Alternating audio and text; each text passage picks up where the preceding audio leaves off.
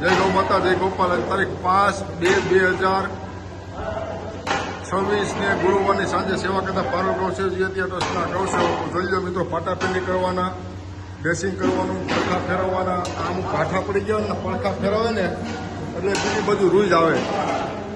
સરસ ગૌસેવકો સેવા કરી રહ્યા છે અને પાંજરા પણ છે.